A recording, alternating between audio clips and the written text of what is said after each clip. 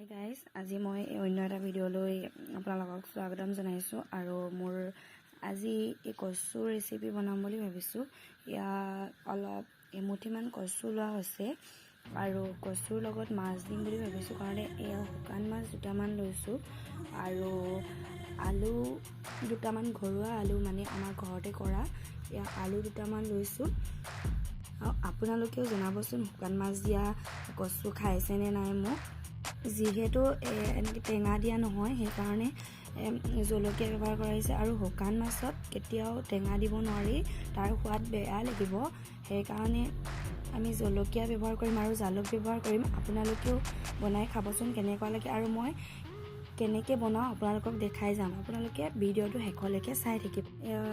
কেইফুটামান নহৰু থেতালি লোৱা হৈছে, জলকীয়া আৰু এয়া হালধি আৰু এয়া জিৰা পাউডাৰ আৰু এয়া গৰম মছলা আৰু এয়া হৈছে ধনিয়া আৰু এইকেইটামান পাঁচফোৰণ লোৱা হৈছে, যিহেতু গোন্ধটো অলপ ধুনীয়া লাগিব নহয় জানো।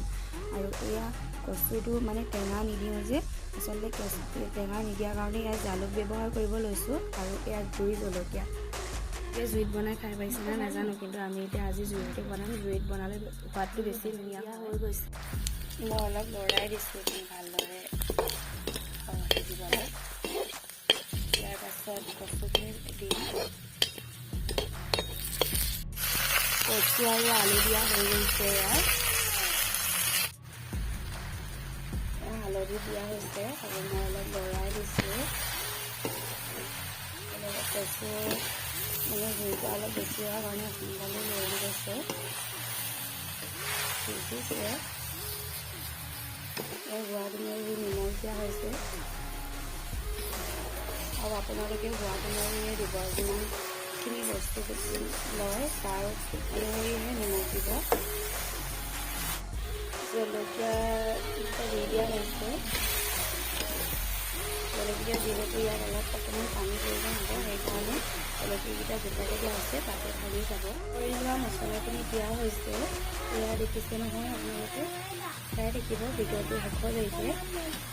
জিৰা আৰু গুড়ি জলকীয়াখিনি দিয়া হৈছে। মই অলপ লৰাই দিছোঁ।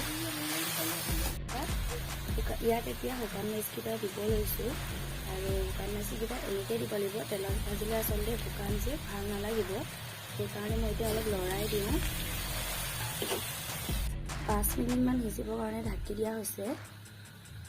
5 মিনিটৰ পিছত এই ঢাকনখন আঁতৰাই লৈছোঁ। এয়া অলপ ধুনীয়া গোন্ধ আহিছে আৰু ইয়াত এতিয়া অলপ লৰাই দিম।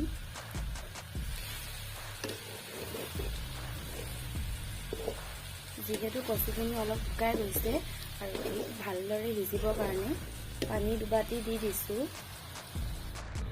পানীখিনি দিয়া 10 মিনিট পিছত ঢাকনখন আঁতৰাই লৈছোঁ আৰু ইয়াত চাওকচোন ইমান ধুনীয়াকৈ সিজিছে।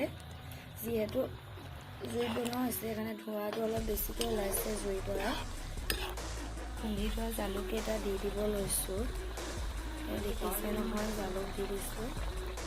মই ইমানকৈ পানীখিনি পৰিব দিয়া নাই, এনেকৈ থাকিলেই খাই ভাল লাগিব আৰু আপোনালোকেও এনেকৈয়ে থ'ব, তেতিয়া মানে গৰম ভাতৰ লগত সানি খাবলৈ ভাল লাগিব। আৰু এতিয়া এয়া হৈ গৈছে, মই এতিয়া কাঢ়িম। কচুখিনি ধুনীয়াকৈ খাব পৰা হৈ গৈছে আৰু এতিয়া আমি খাম ভাতৰ লগত। ৰেচিপিটো কেনেকুৱা পালে জনাবচোন সকলোৱে।